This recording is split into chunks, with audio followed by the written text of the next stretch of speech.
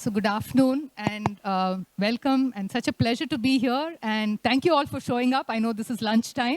We'll keep it as engaged and interesting as possible so you don't think about hunger. And it's a special pleasure for me to be here with Shobhana Kumar, dear friend, poet, co-translator. So we begin. So, hello everyone. Thank you for being here. We're going to plunge directly into the conversation. So, Srilata, this is just such a special moment because you have two books out. One is our co-translation of Salma's work, and one is Three Women in a Single Room House, which is published by Sahitya Academy. So, why don't you start by just telling us a little bit about that? Yeah, thank you, Shobhana. So the poems in this collection, as Shobhana just said, it's published by Sahitya Academy. So it's a long-standing dream and something I'd hoped for, never thought it would come to be. I think it's been a long time in the making. The poems are about really the idea of difference, right? And also the whole, their narrations of intergenerational trauma and resilience and survival through all of that. There are also poems about space, about what space means in the lives of women. And there is a thread which sort of connects this to all my earlier work. So, I wanted to, that was actually my next question, because last year, this time, you had a book on disability out. Instead, it's called This Child of Mine, published by Westland, for those of you who are looking to browse at the bookstores. So, that's nonfiction, and I know you were working on that for a very long time, for about 4 or 5 years. And this is also a book that's taken this amount of time. And you have, and a lot of your writing comes from your lived experiences and what the world around you speaks to you about. So tell us about that connecting thread, and also the importance of these work-in-progress folders that exist in different parts of the brain for writers who, like us, who do multiple genres. Yeah, thank you. So the other book that Shobhana just spoke about, This Kind of Child, which Westland brought out last year, started with my whole experience as the parent of a child who learns differently, right? And just a differently wired child, and what that means. And it was really a look at the whole world, the little invisible worlds of people with different sorts of neurodivergence in a sense, right? I think whatever maybe the genre is sort of something that that the theme directs, right? And I think for me that book could only be nonfiction and this could only be poetry. Though there is a link. I mean, it's not as though they're completely different things, because it's the same person in the same sort of little mind space in which I'm operating, right? So so that's perhaps my very short answer to that question. Yeah. So the title, right? Three Women in a Single Room House, and immediately very Woolfian for a room of one's own. One of the first things that strikes you about is this want of space. And this is something that pops up so much in our conversations, you and me, you and I, because this lack of space in a working mom who does multiple things, among others. So space as a physical connotation and also as a metaphor, how has it panned out for you? Yeah, so there is a little backstory to this, because when I was growing up, for the longest time, my mother, my grandmother, and I lived in a single-room house, and that's where the title comes from, right? And I think what that did to me, as a child, I didn't think of it as lack of space. For me, it was just space that I kind of grew up in and took for granted and worked with, right? But the tight, small space really also is where I think my imagination took flight. And I think I could only live in my head because physical space was so limited. So in a sense, the limitation of physical space, I think, fed into my writing in some strange way, or made me a poet, perhaps. I don't know. And I think that's sort of what is the kernel of this book as well, right? The tightness of physical space, but also the tightness of space within which we operate as poets, this space on the page, right? And I think there is a link there. I'm not quite able to put a finger to it, but I think it's very central to the way I think about life and how you sort of navigate those tight little spaces and make the best use of your words and put it in the best order possible, right? And work within that. And yeah, so, but I was wondering, I mean, I just had a counter question to that. How do you think about your space in the idea of an ideal writing space? Have you thought about it? And do you have something to say? Yeah, I mean, so we live in a three-bedroom apartment, and for the longest time, I've never thought of having the importance of having a writing desk for myself. So for a long time, it was only the dining table, right? And then I got one last year, made, and it made such a big difference.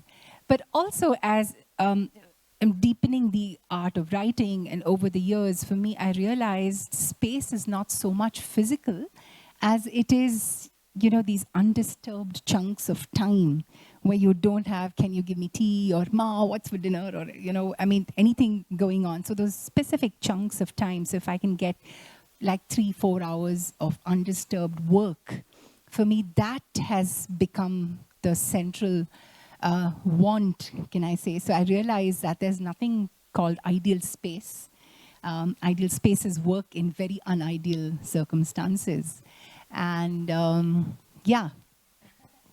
Yeah, I completely resonate with that. I think it was not until early this year when I actually managed to have this tiny little writing space in my mother's house, because she now has rented the flat just right across and she has one spare room.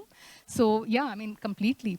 But this just leads me to ask you about, I know that you're working on a very diverse range of manuscripts, translations, poetry, and nonfiction, and so on. So I was wondering if you would care to talk about that a little bit. So, I mean, I realized I had a book of Haibun out in 2021, and then I work as a nonfiction writer, primarily chronicling regional histories. And I'm working on 2 manuscripts poetry right now. One is on my grandfather, who was a foot soldier in the freedom movement of India, and a very uncommon migrant because he moved from the fertile belts of Tanjavur to Ooty, right, in the early 1920s. So, and I'm reminded of Pico Iyer's very profound saying in his book, Autumn Light, where he speaks about, as you grow older, you're drawn to the places of your childhood. And I grew up in Lovedale, the magical hills of the Nilgiris. And I find myself very utterly drawn to nature. And so that's the manuscript that's actually emerging right now. And of course, as collaborative work, Srilata and I have been very fortunate to work with each other. We have this book of Salma coming out, her first translated work. And I'm also working on the 8th century Manikavasagar mystic of Tamil, the Tiruvasagam. So I'm working on that as a collaborative project with very renowned poet Priya Sarukai Chabria. So that's a long work in progress. We have 658 poems, out of which we're toying with selections. But on that note, Srilata and I are also very excited to announce to you, I mean, you're the first people who actually know it, is that we're embarking on a collaborative project. Do you want to take that on?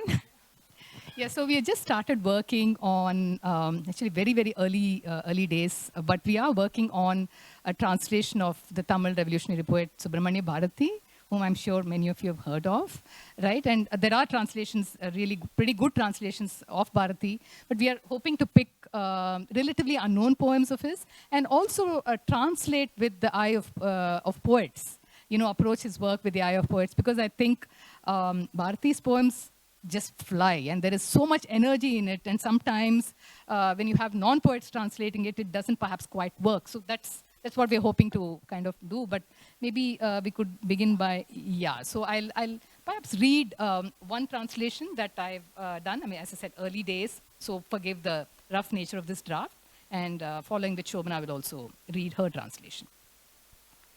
So this is from Panchali Sabadam, Parashakti Vanakkam. Prayer to Parashakti, Subramanya Bharati. Out of one, the sculptor fashions a temple doorway step. The other stone he elevates with his artistry, turns it into God's image. O Mother of the universe, you who calls the shots, shaper of forms, to you I surrender. Come, chisel away at me, sculpt me, Mother, into a skillful poet. May I now invite you, Shobhana?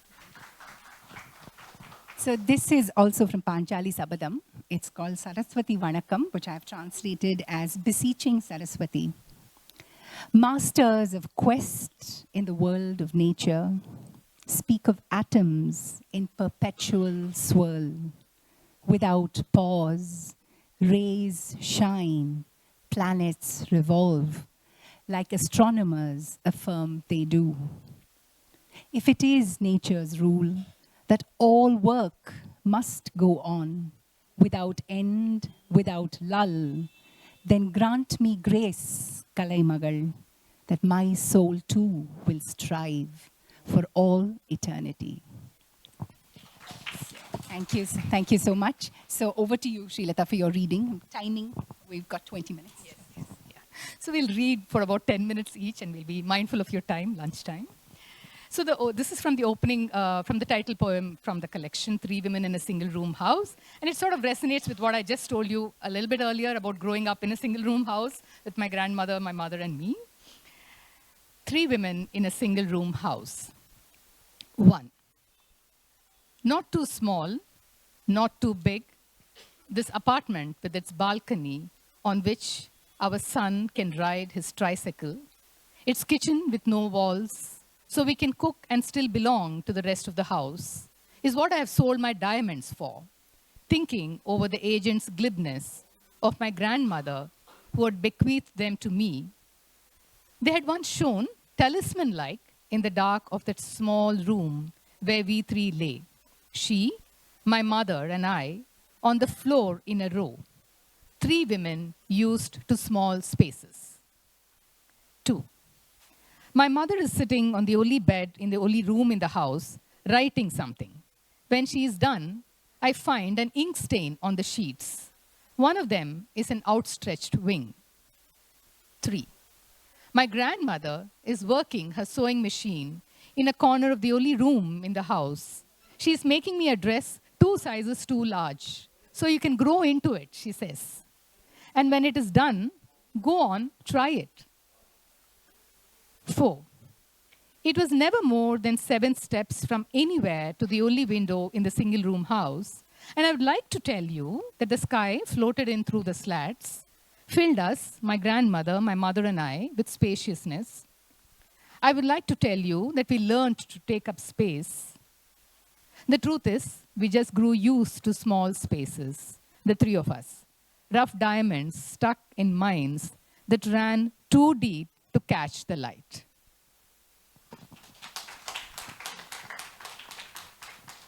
Thank you. So this poem I'm going to read you, it's called They Are Usually Female, the Babies Who Are Abandoned. There's a little side note to it, a backdrop. So I think some of you may know that back in 1992, the Tamil Nadu government introduced what is called the Cradle Baby Scheme, where abandoned female babies, which perhaps otherwise would have been killed because they were female, right? And all the economic burden that female babies carry. These babies, their mothers could actually leave them in cradles, sort of inside public health centers and government hospitals. So that's sort of the backdrop, and it's also partly drawing on my own life as a mother of a child, of an adopted child. They're usually female, the babies who are abandoned. 1. Almost a mother, this cradle, stirring dreams of a certain tall blue hill, honey taste of jackfruit, petrichor of hill rain, the faces of women, not one of them my mother's. 2. The waking to city grind, smell of dog days, thirst like cacti thirst, milk that doesn't taste like hers. And what of my other waking years later and the cold knowing? 3. That milk can be poisoned, that there are many ways to kill infant girls, that my people use them all, paddy husk, a bucket of water, a pillow held down, or simply the refusal to hold. 4. Madam, they are usually female, the babies who are abandoned. The state provides cradles in which mothers may safely and anonymously. Almost a mother, this cradle. Sir, since you ask, she was found with an amulet around her right arm. No, not a stitch of clothing. Yes, we did our best, madam, but the mother couldn't be traced. It's often the case. Destiny, sir, destiny. This one is our 10th cradle baby for the year. All of them girls, sir. Weighs way less than she should. They all do. Sleeps most of the time. They all do. Drinks every drop of the milk we feed her. They all do. Doesn't cry. None of them do. She's no trouble. None of them are. The ladies take turns looking after them, and that's that. This way, madam, we do our best, sir. The rest, of course, is up to God. 5. May Kolli Pavai, goddess of the tall blue hill, keep you. May this cradle hold you like a mother who has never had to disappear a daughter. This one is a poem that sort of connects to the book of nonfiction that came out last year, This Kind of Child, which Shobhana mentioned. And it was written right after an interview I did with a young woman who was on the autism spectrum, who was verbal, and had a most interesting conversation with her. And that's sort of part of the book, that book. And there was a poem that came out as an offshoot of this, and I sort of rewrote it, and so here it is. I'm in a center for people with autism. He fills me in as we wait. Vishaka, whom you're about to meet, is 26. 26 and verbal, our brightest. She is married, even held a job briefly, and sometimes when things are good, she teaches the others Hindi. A young woman in a yellow sari bounces in, arranges herself haphazardly on the floor, sometimes when things are good. Vishaka, meet S. She's a writer, she writes books. She would like to talk to you. She would like to talk to me. Hi, Vishaka, are you happy to talk to me? Talk to you, yes, talk to you. All right with you if I record this conversation? Record, yes, record. When did you join the center? 2016. How old are you? 26, married. May I ask what your husband does? The ball stops. Your husband, what does he do? Manager, HR. I see. Cognizant. Oh, all right. So I'm told you teach Hindi? Yes, teach Hindi, helping out, like it. It is rolling now, slowly, sometimes when things are good. What do you like about being in the center? You were working for a while, weren't you? Internship. What was that like? Because place too far left. Does teaching Hindi to the children here make you happy? Happy. Tell me about your family, Vishaka. Mother-in-law, father-in-law, dogs. Are you fond of them? Fond of them. What do you do in the evenings after you get home? Sleep. How about the evening meal? Do you help with the cooking? Night, we cook 7:30. And you like cooking, Vishaka? Baking cake. What other dishes do you like to cook? Cake. Would you like to tell me about your friends here? Subhashri. Subhashri is not talking. A clamor of birds erupts from the outside. Vishaka, tell us about the gardening you do here and the nature walk. Gardening, nature walk. Tell us about the weaving. Weaving. Why do you like weaving? Pattern weaving. Do you want to ask S something, Vishaka? She's a writer. She writes books. Would you like to ask me something, Vishaka? Are you married? Yes, I am. I'm wearing yellow today. I'm married. Mother-in-law, father-in-law, dogs. Yes, I know. That's a nice bright yellow you're wearing. Day before was my birthday. Belated happy birthday. Belated, belated. The ball stops for good. And sometimes things are not so good. As you can see, it's a problem of joint attention. I'm turning the recorder off when she says it again. That word, like a final judgment, belated. Over to you, Shobhana. That is fabulous.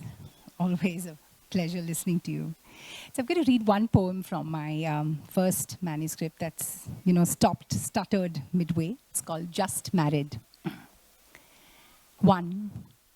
There's a new mark on my forehead, a bright red trail that spells the end of one journey and the beginning of another.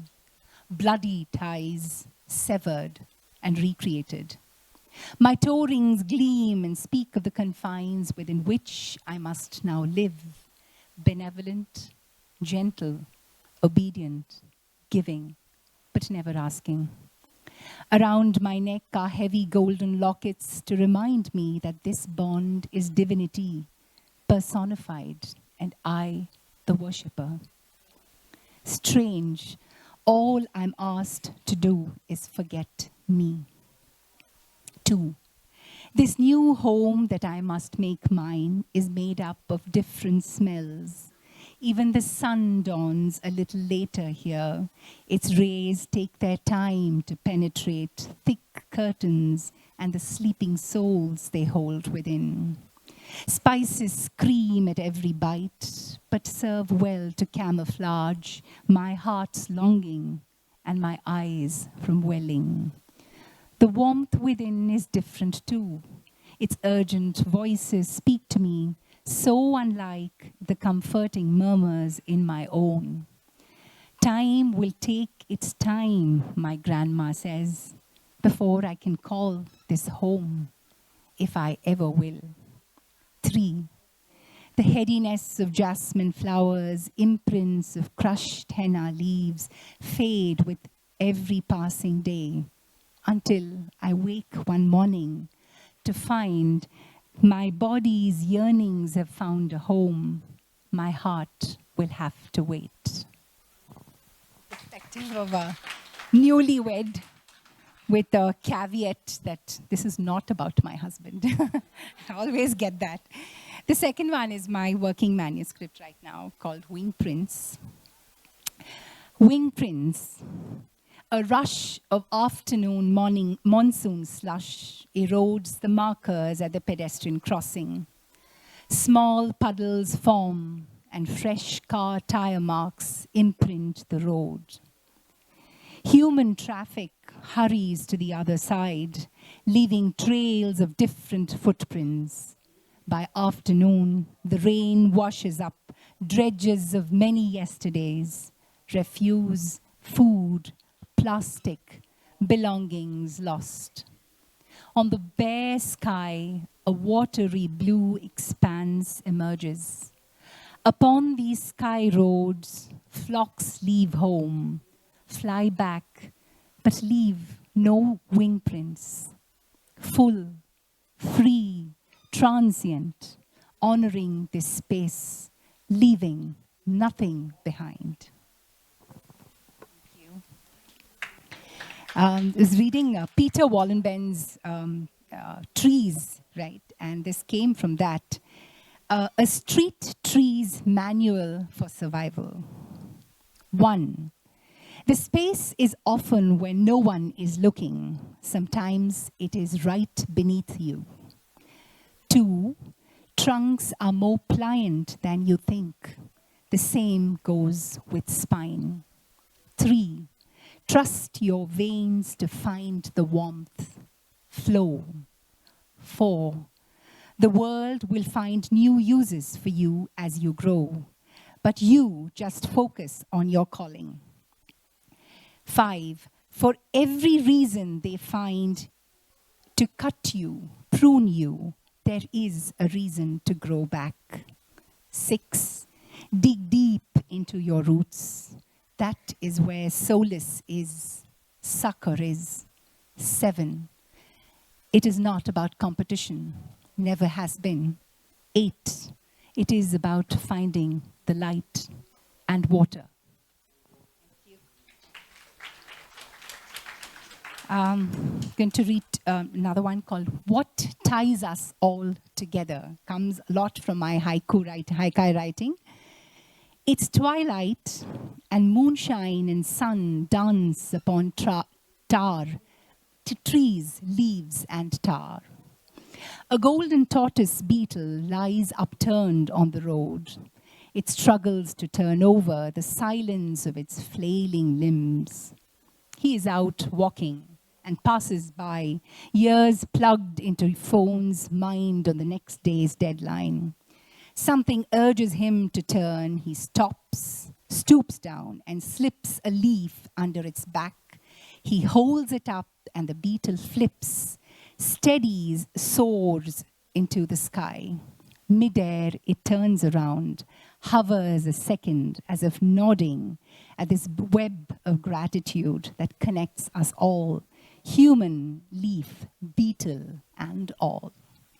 I just want to close with something that we're all, slaves to, the mobile phone. It's called palmistry. The things your phone can hold you to. Snooze, snooze, snooze. Wake, snooze.